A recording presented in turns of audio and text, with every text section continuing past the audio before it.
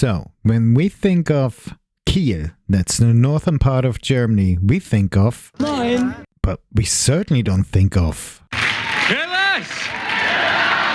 Gott sei Dank sind Griechen da. Stick around to find out more.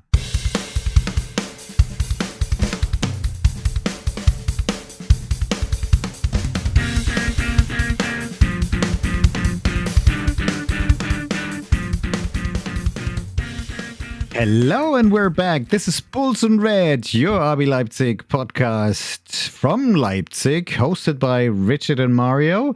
And today it's all about our next opponent, Holstein Kiel. And we have a special guest with us actually. So let's get going. And Richard, usually I say hello to you first, but today we like to welcome Theodore, or he's going to pronounce his name in a proper way because he's not actually from Kiel. Would you like to introduce yourself? Good afternoon, guys, or Kalispera in Greek. My name is Theodore, or Theodoris in Greek. The first time I heard that you guys actually contributed to the Bundesliga show, which was hosted by Over the Bar, I thought, okay, it makes sense. You know, Holstein Kiel Fanclub, they contribute content and the review to their first half of the season. That's wonderful. But then I noticed you guys are based in Athens. And Theodore, you have to tell us, what the heck made you establish a fan club, I think, last year? First of all, for Holstein Kiel, but not in Kiel, not in Germany, but in Athens. Do enlighten us. All right. Well, thank you for that intro, actually, Mario. It's really interesting, or not for anyone that's not into all this. It's back in the COVID years, 2020. Okay. And we're all bored. We're all at home, lockdown and everything. Don't want to go back there again. No. And we're watching football games with no spectators, no fans. So we're bored. I'm with some friends at home, which it was not allowed to go visit friends, but we did it anyway. Okay. And we're watching a game of Bayern Munich against Holstein Kiel, which we did not know then. We did not know at all. In the stadium, one of the most famous figures of German football, Beckenbauer, was there in the stands. Wow. And as we're watching the game, we're not even interested in watching it because we're just watching it for Bayern and not the other team. And all of a sudden it goes draw, and it goes to the penalty shootout. And the hero of that night is the Greek Ioannis Gelios, the goalkeeper of Holstein Kiel. So all of a sudden we're like, what? We only knew Finn Bartels from the Werder Bremen years, and maybe a little bit Lewis Holtby from the Tottenham Hotspurs years in England. And we're like, what just happened? So we started searching Wikipedia and everything, and we're going online, and I realized my middle name, my family name from my ancestors, because yes, my father is Greek, but my mother's side is American, from New York, from Buffalo, New York. Okay. They're named Kieliks, and they left from Kiel in the 1890 something, and they moved from Kiel to New York, and there's a huge family there. I mean, usually the Greek families are big, but my German-Polish, because my grandmother's Polish, German-Polish side that went to the States is massive. I mean, I have 21 first cousins. And when I told everyone, they went ecstatic. They said, what? Can I congratulate you? You are a real mixed up kid, aren't you? Yeah, exactly. I mean, multinational. Let me rephrase that. Multinational, yeah, I know. What a mixture. The crazy thing is that at least I have some roots connected to the port town of Kiel. The rest of the members, a part of two that are German, all the others are just fanatic ultras that just loved the game and loved the whole, I would say, vibe and underdog story of Kiel, which it's insane. I mean, the more people that I meet that want to become members are so romantic. But I'll get to that. So just going fast forward after the Pokal and everything, and Ioannis Gelios is now in Greece actually playing for Kalithea. It's a team in the first division in Athens. we got online, the three friends that we saw the game, and we just bought everything we saw on the Holstein Kiel eShop during COVID days. Yeah, and Unbelievable. watching the games as as this season goes through of 2020, I'm saying again, I'm starting to approach the actual headquarters, the actual team itself, and I was saying, how can we create a fan club outside of Germany? They were Okay. with question marks as well, saying, "What the hell?" If if that's allowed. We never heard this question before. We never even thought of it. No, no, no. And imagine that even for purchasing items, there was no shipping to Greece because, who would But want to buy this from Greece, Um, but you would have thought within the EU it's not so much of a problem. I mean, we're one single market in terms of True. logistics. That shouldn't be a problem at all. They did have Italy, they Tariff did free, have by the way. Spain. Tariff free. Yes, yeah. Well, they even had Korea because then it was Lee that was playing for Holstein Kiel. He plays for Yeah. Mainz now, Hmm. so they had Korea on that. So anyway, so I contacted them. They said something very interesting. If you have at least 12 registered members, and for 1 year none of the members are arrested or do not have any, let's say, I don't know. Uh, on the protocol, anything against the law, Anything on record, on like yeah, criminal record almost. exactly. Yeah. So Yeah. if you have everyone's legit, then you can start in a year. In 1 year, you can start a Holstein Kiel fan club, the first one outside of the country. And it, Unbelievable. What kind yeah, of exposure do you get?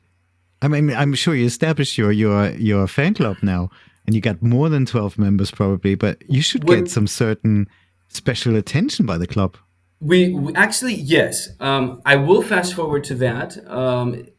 Now we're 27. We're not that many. We're Okay. 27, but the approach and I would say the open hugs from the Kiel residents, team, ultras, because we have been there, was fascinating. Because to be Wow. honest, um, whenever I have Greeks visiting, and going with them to Germany, I would say that the norther we go, the warmer they feel. I do not understand why. Um, Maybe it's a Mediterranean thing to do with the Baltics, sea with sea. It's not Maybe. Mediterranean yet, but it soon will be with climate change. Yeah, that's for sure. But That's it's for sure. interesting because our perception of our northerners, so to speak, is they're a bit reserved in the beginning. Okay. But once you gain their trust, they'll be friends forever. And what you just described is something I came across in the UK. So the further north you get, the more friendly the people get, apparently. And Okay. it's sometimes actually true. Like Newcastle, maybe. Interesting. Yeah. But so you've actually been to Kiel as Correct. an official fan club. And who Yeah. did you meet? So, well, before I'm going to go to visiting Kiel in 2022, we decided because we already had the approach of starting the fan club, but it was in the process of that 1 year. Okay. We decided to go and see a game, but because we have a fanatic, let's say, background as members. Not necessarily supporting a specific team. It could be Panathinaikos. I support Panathinaikos. Others, AEK Athens, Mm-hmm. Olympiakos, PAOK. But we have this love, as I said, for the game. Some of our members are in ultras of other Greek teams. We Okay. wanted to go see St. Pauli versus Holstein Kiel. Oh my God. Yes, because some of our members were members of the St. Pauli fan club in Greece, but for their Okay. own political reasons, I'm not going to go into that. They decided to lock and destroy that fan club Oh no. within Greece. Okay. So they found us tickets for the away game in the Milan Tour in Hamburg in 2022. It was 0-0, one of the last games of Bartels. So they found tickets for us, but because we had that craziness, we didn't want to go and sit with the St. Pauli. We wanted to go sit with the Holstein Kiel, the Of away course. side. Yes. So I said, thank you, no thank you. I even went and found the members of that were connected to the Greek fan club in St. Pauli. So we found tickets. Thanks to actually the headquarters of Kiel, they helped us find tickets last minute. It was a fantastic experience. I mean, it's something unreal for someone from coming from Greece, which, as you were saying, back in the day, it was a little bit more rough and more dangerous football-wise in Germany. In Greece, it still is. You cannot have away members in the same ground. It's crazy. You do not dare wear this. If I'm wearing Panathinaikos, I cannot walk around in the streets. It's you're drawing attention right away. So I had that mentality, even in St. Pauli, because it's a rough neighborhood, but we're used to stronger and tougher mentalities. But the way I saw everyone, I could walk around with a Kiel in that park that's around the military. I always forget, that whole, it's like an event around there. And I could walk around and no one bothered me, which is fantastic and shows a different mentality, of just being human and just having fun, So we saw that game, and I'm going to fast forward. We saw Düsseldorf game, Kaiserslautern. We went to the away games, always Good. away games. This past fall, we decided to go, 2024 this is, to see Kiel. So I contacted, again, the headquarters that were coming. They told absolutely everyone because journalists came to us, photographers, people in the streets knew that we were coming. I don't know. Some of the members are really Greek looking, dark hair, beards, and Not the like ultras. you, huh? Not like you, dark hair and me. beard. No. Yeah. Well, I'm lighter compared to the others. The others are like, I don't know. Okay. Even the ultras welcomed us with ouzo, I must say. The Greek liqueur. Was it authentic? It was authentic good. also? It was good. Yeah.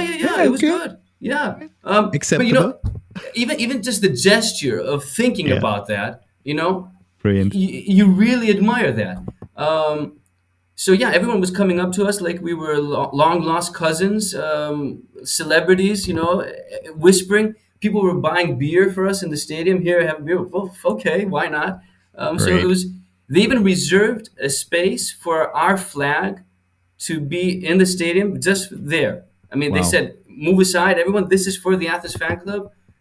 We're on their website, so it was like a big thing that we came for their team, which is our team now as well. But I can just imagine how the feeling of someone traveling from not that far, but far for such, a team that does not have the recognition globally. Exactly, and this is what I find so intriguing. And if you fly from Athens to Hamburg, I think it's almost a 4 hours flight, isn't it? So Correct. it And is then still another a track. hour driving. How many hours? And then 1 hour, from Hamburg okay. to Kiel driving. Yeah, But of course. Yeah, Kiel. You still need to drive to Kiel. True. Exactly, yeah. But it is, kind of cross Europe. It is. It is. Quite a track. I mean, if you think of, we're coming from Athens, the majority, not all of them, but the majority from Athens. So it's down south in Greece, so you're just crossing all of Europe, as you said. I'm going to add one more thing. I could add many more things, but what the interest that you sowed and many people have sowed in why, Greeks supporting Kiel, it was also interesting. 2023, there is an Oktoberfest in Athens, organized by the German community in Greece, okay? Because there are quite a few Germans in Greece.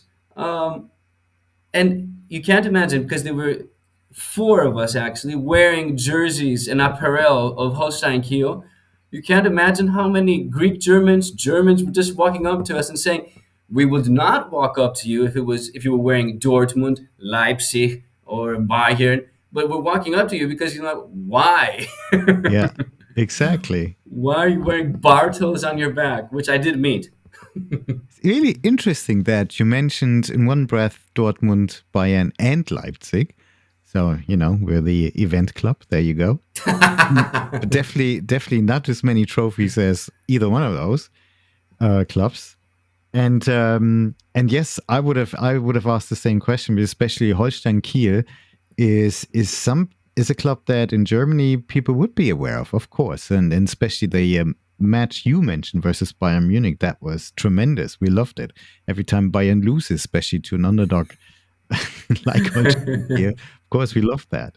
Now, of course, when you think of Holstein Kiel and their ultras versus RB Leipzig, the artificial club without any tradition and a long history, that is a different story, you know. But from our fan base, I can say, well, a lot of people grew up in East Germany, and they would support maybe one of those local teams. And it's a different story how these were founded. They were not freely founded clubs. There was a political will behind it and the whole system.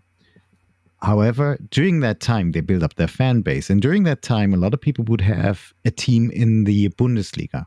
So over here, you find a lot of people who will support also Mönchengladbach, Kaiserslautern, the ones you mentioned, Hamburg even, Bremen, and Bayern and Dortmund, of course. But I'm not sure if there are so many people who would support Kiel, because Kiel was always under the radar. They were, I think, for a long time in one of the lower leagues, even in the fourth tier. The third tier, this is when I noticed it again. They kind of got established and then they went up, and I think they went down again, but then they went up. But it was really interesting for the last couple of years when they started to show some danger of being promoted. You know, they had this one season where I think they didn't make it in the relegation, so they were really close. And then the year after that, I think was kind of tough. But last year, when they finished, and didn't they finish in first place in a convincing manner? No, first place was St. Pauli, second Okay. was Holstein Kiel. Never mind, first or second, it doesn't matter, you know. So when you followed that, and you said the first time you noticed them in 2020, and then you stuck with them, tell us a little bit more about this journey, and how did it feel last summer when you knew you would be going up into the top tier? Okay, well, as you mentioned, the only that not many people knew about Kiel, and the only thing that I can say I knew is from my father. He's a retired seaman on cruise ships. Only Wow. from going through the Kiel Canal to go to the fjords of Norway. That was the only Yeah. thing I've ever heard of Kiel. And perhaps if someone knew history, from the 19th, actually 1900, what was it? The revolution of the workers at the shipyards way back in Kiel. It was against the Kaiser then. So, Oh, okay. if someone Yeah, knows yeah. history, that's the only reason that someone would have the radar outside of Germany for Kiel. So yes, the journey from 2020 up until last year, as I said, was mostly romantic, the underdog, noticing every weekend that there's a fight there. There's a strong support of the town, of the community. It's not that much. I mean, even going to the Kiel stadium, you don't see that much the ultras away from the rest of the crowd. Everyone is one. And that is something, as I said, that you do not see that much in Greece, at least. You have the ultras, no one knows them. They're wearing their hoods and everything. You don't really know who they are many times. So that feeling of a community was really intriguing and inspiring. Last year, actually 2 years ago, versus Köln, if I pronounce it correct, Köln, because they were third from the bottom, we were third from the top of the second division. And of course, there we had won, I think 0-1 it was in Köln. And then it was 1-5 in Kiel, so we did not qualify.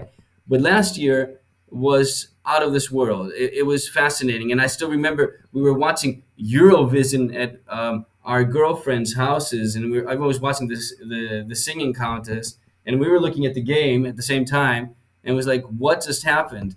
But I can just imagine the feeling of the residents of Kiel. I mean, Yeah.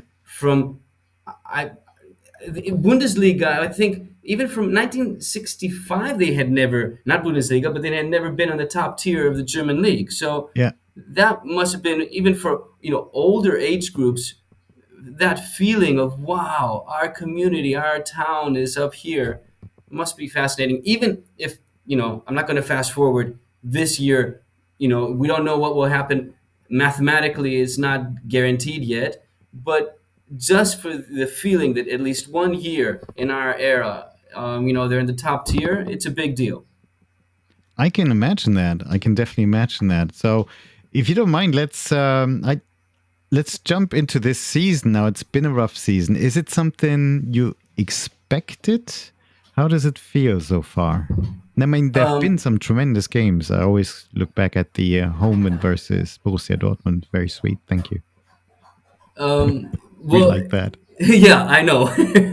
We did too. And to be honest, you should have heard the commentary of the Greek sportscasters.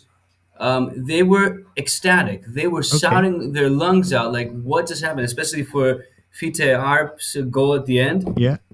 I mean, I still have it recorded. You know, it's all in Greek, but the guys were shouting so loud. You know, that triumph.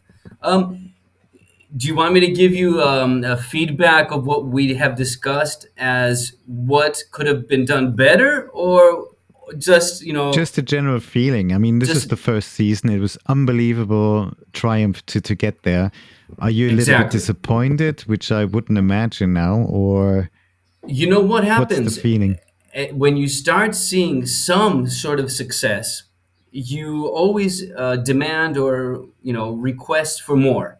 Of course, Um, yeah. We so know in that. the beginning, you say, "Hey, we're just here. Let's just have fun."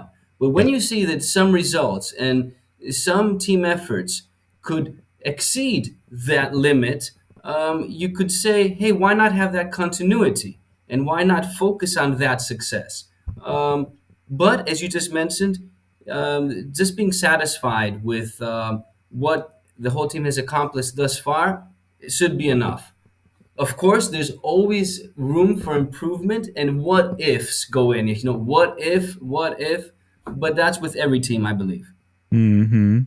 So even if your run for this year would end with going back down again, I take it you're not extremely disappointed, are you? It No, seems like you're no, very proud of the way exactly. they performed. That is absolutely correct, 100%. It's always, yeah, we could have done better, but Mm. no. I mean, it's already a success, just accomplishing what they accomplished last summer. I think, Richard, if you think back of VfB Leipzig when they had their year in the Bundesliga, they performed far less impressive, didn't they? Do you remember those days? Yeah, it's big. So 30 years ago. Yeah, it's been a Wow. while. They were poor.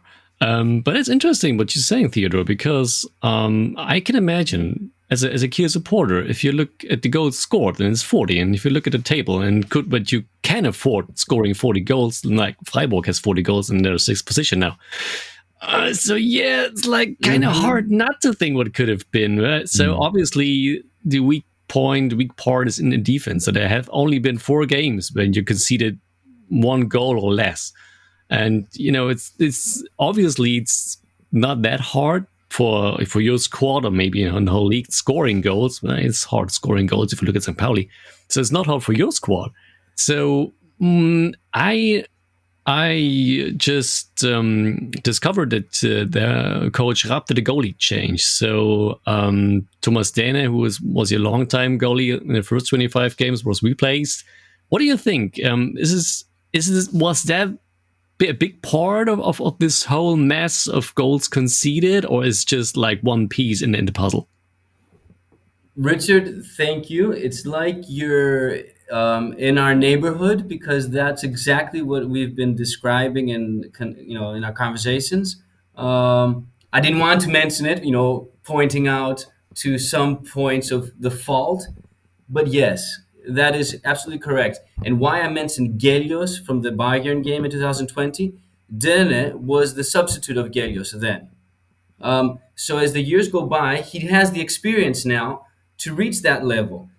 Weiner, on the other hand, very good, fantastic for Zweite Liga, perfect, but not the experience. So give Den those games, and he would prove that he's worth being the number one. So yes, Richard, I totally agree.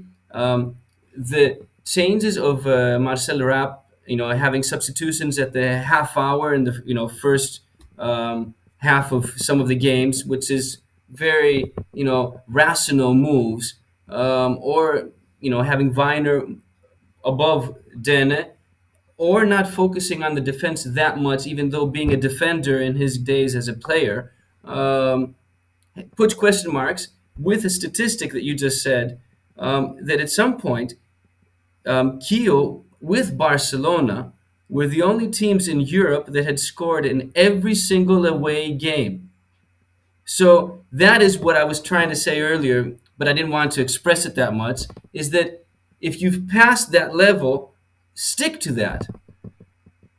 So that was the disappointment in my voice. It's probably the Mediterranean blood, flowing sometime, You're very calm. Yeah, so that's the main answer. Yes, you understand. Everyone noticed it, and you're both correct. So, Richard, you go on, please. Yeah. Okay. So now that you're stuck to the end of the table, sitting on 18 points, and with this upcoming quests that's ahead of you, so what if is there still a possibility, not only mathematically, but more than just a theoretical thing, that you're ending up in the relegation spot, or are you now? Yeah, have you accepted that you're going to be relegated? And if so, do you think it's going to be hard prevailing in the second Bundesliga next season? Because we recently saw teams struggling, getting relegated, and then just kind of falling apart from what once worked just doesn't work anymore. And so teams that are going relegated have struggling, renewing themselves. What do you expect for the remainder of the season and next season? Again, spot on, Richard, I must say, because that is a statistic that has proven again and again to be correct, what you just said. A team that, is relegated then just collapses and can go to the third tier or whatever. There are always exceptions, always, but they're rare compared to that structure of how things happen.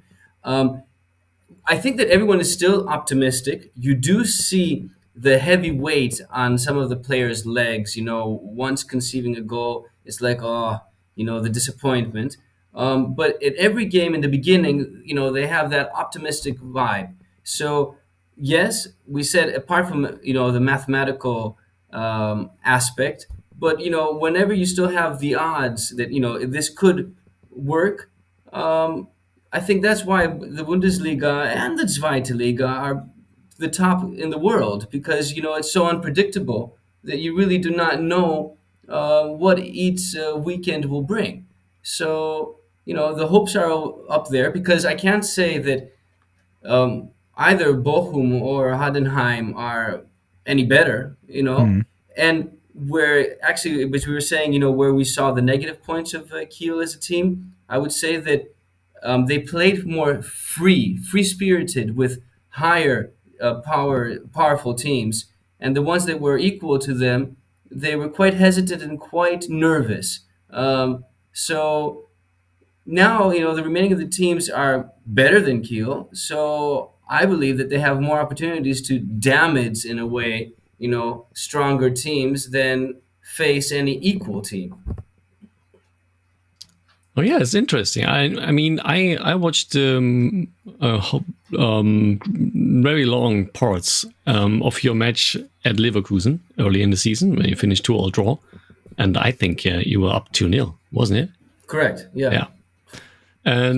And yet, what you were capable of doing, especially in away games, you told us so. Yeah, scoring every away game and getting up with some draws. At least Leverkusen mentioned, and then Stuttgart it was a 2-2 draw as well, and it was that close, getting away with 1 point out of Munich.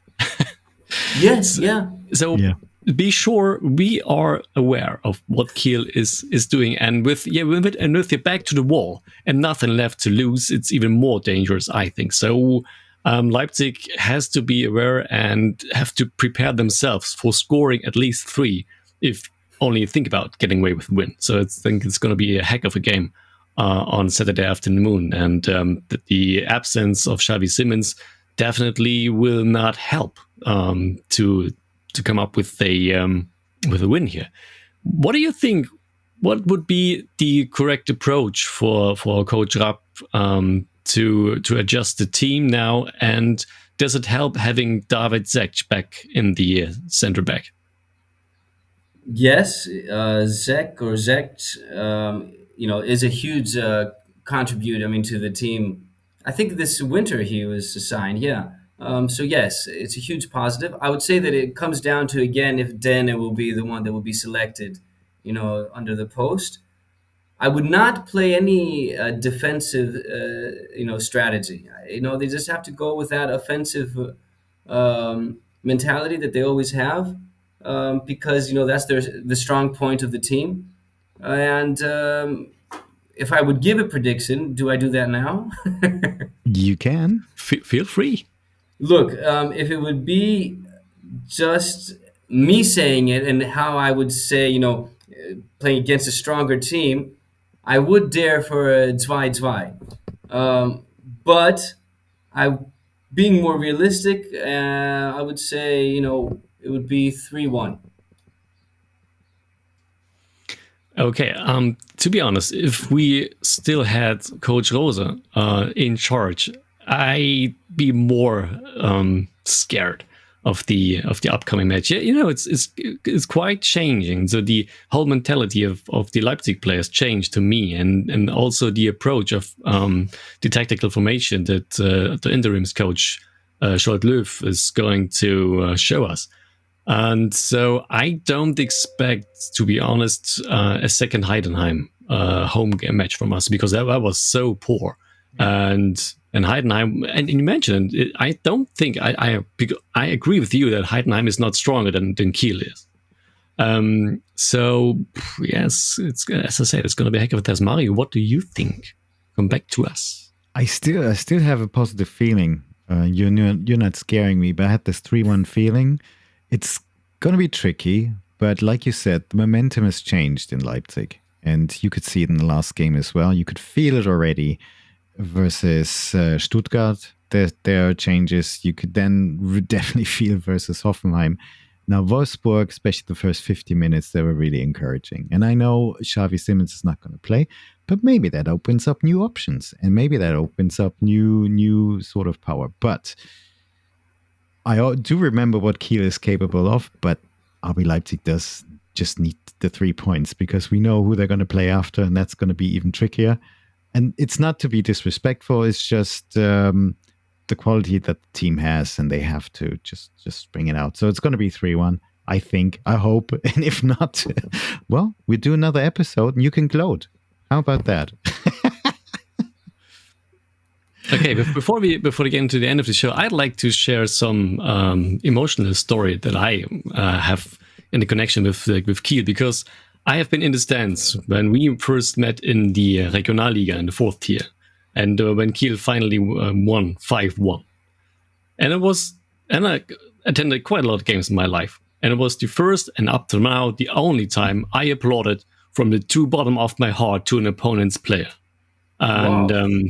Yeah, I never forget that Mark Heider, I think he made his match of his life. He scored 3 goals, had 2 assists on that, so was contributing to any of those 5 away goals. And when he was substituted, I stood up for my seat and I clapped my hands with true respect and like dedication, and was thankful to see him, watch him playing on that night, although he scored for the wrong team. But, and honestly, and I never felt anything like that anymore after that moment. So, because I watched a whole lot of, decent players and players I do respect, of course, but, none of them showed an extraordinary performance. Expect Mark Heider. Wow. I really like that story, Richard. Yeah, wow. Theodore, I got one more question though. Yeah. You said, you're now a famous fan club outside of Germany for Holstein Kiel in Greece.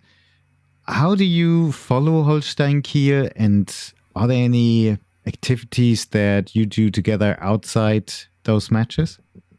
Well, every weekend, because now it's Bundesliga, so it's shown everywhere. So we tend to gather and watch the games. Mm-hmm. Because even if you go to a bar or a restaurant, they will be showing the games. Especially last weekend, with St. Pauli, as I told you, because there's a big community. It interests people, it intrigues people. So yeah, that's the main thing, to gather and watch the games together. Apart from that, definitely gathering and playing some football anyway, Yeah. and always wearing the colors of the team, of course, and planning always trips. Every year will be more and more planning trips to see the live matches up close. It's not that Right. difficult. It's not that long. It is long, but it's bearable. I mean, why not? It's a different vibe, seeing the games up close, and feeling that warmth from everyone, as I did mention in the beginning. Being from another country and supporting a team up north in northern Germany. This is brilliant to hear. I just also wonder as well, because we had friends over of our fellow podcasts for Werder Bremen in North America, and I felt that they had to sort of justify to their listeners why they would even talk to us to an RB Leipzig podcast. How do you feel about it? Are you going to get some stick because you're talking to us and you're being so free and open, and we support this artificial club? What do you think? Well, look, as I did mention as well, we like the more romantic approach to the Yeah. game. So yes, I even have friends that supported for decades Manchester United, but when the investors came from the U.S., they stopped supporting the team. So we don't mind what goes on other teams, as long as we still have teams that have that romantic approach, and we still believe in that. So yeah, I know the 50 plus one. The RB whole Leipzig adheres to it on paper. on paper. Yes, It's not like Leverkusen or Wolfsburg. True. Yes, because On paper. no one wants those aspirants anymore. You're right. But things change, times change. So either you adapt or you don't. But we like that more romantic approach, and we'll stick to it. We really appreciate you talking to us and just really sharing your story, because this is something I did not suspect. First of all, how you set this up. And what I really admire or I really appreciate is St. Pauli reaching out to you, and the warm welcome you get when you're traveling with fans or you see their matches. And this is brilliant. To your knowledge, are you the only fan club for Holstein Kiel outside of Germany? Well, from what I've seen, from what they've told me from the headquarters, officially, yes, officially, because I have seen, and some people have noticed on social media or things, some followers from perhaps Brazil or Wow.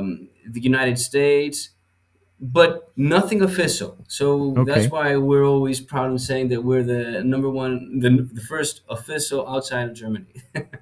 Congratulations. Thank Now you, we thank asked you. you a lot of questions. Is there anything you like to ask us? You don't have Well, to.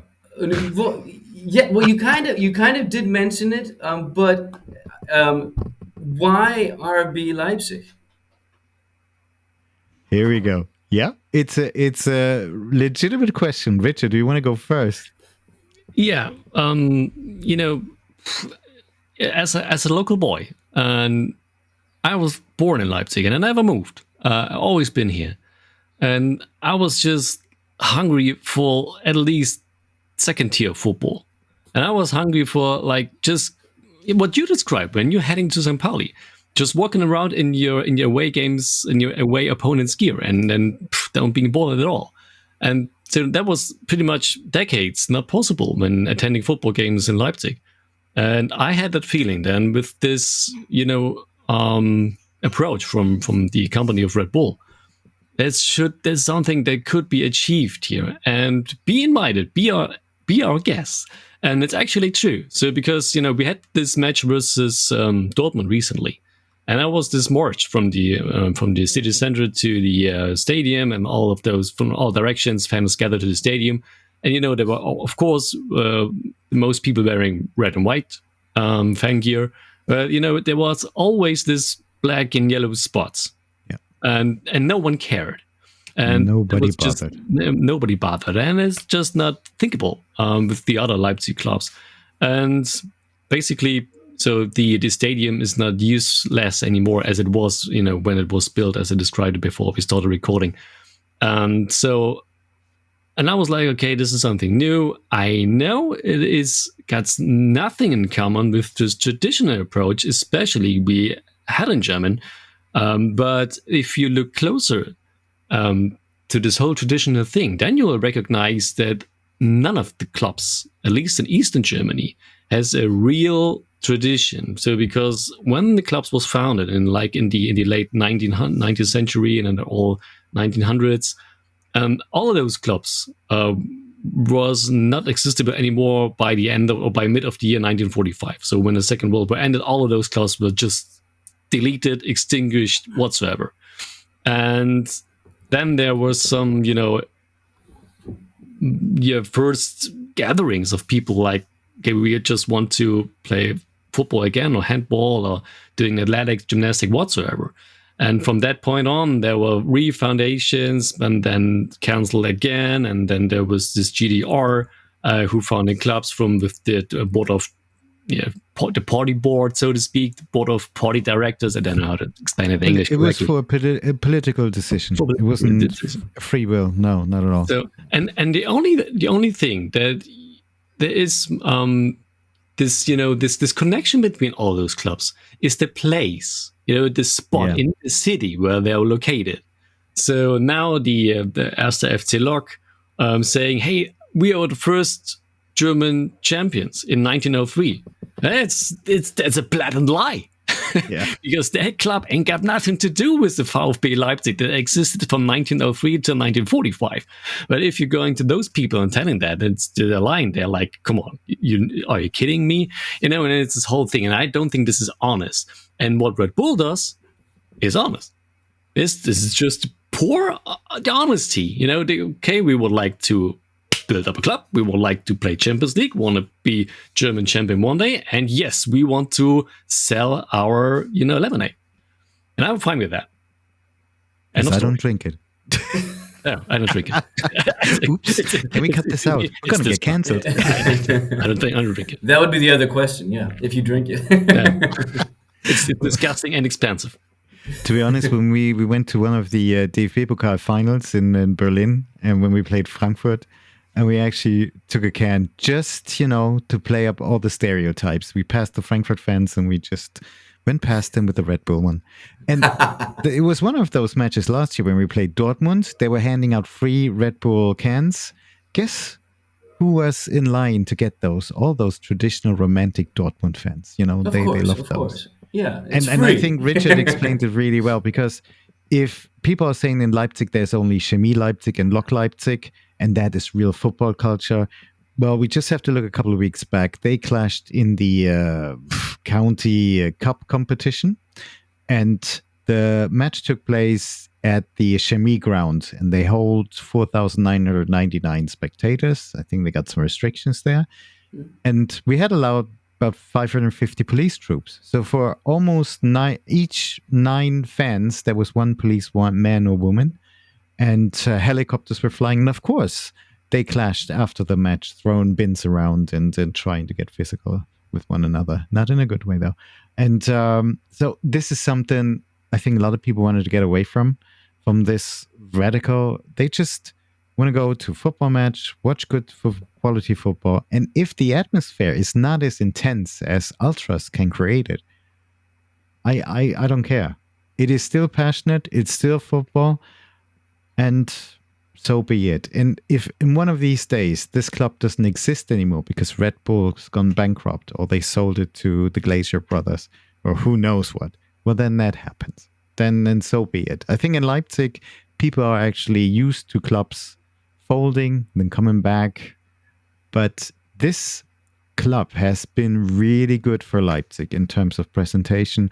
It's really interesting when you watch FIFA football games, and all of a sudden Leipzig's on there. And Leipzig, it is. You can take it for granted that Leipzig's on there, like with Holstein Kiel for this year in the first year, And in terms of, like I said, reputation, representation, also the financial income into Leipzig with all of this around the match, especially international ones, has been brilliant for Leipzig. So, yes, people can scream and shout and boycott those matches. I don't care. As long as we find people like you who still want to talk to us, and this is great, and share their views. This is wonderful. We really enjoyed that.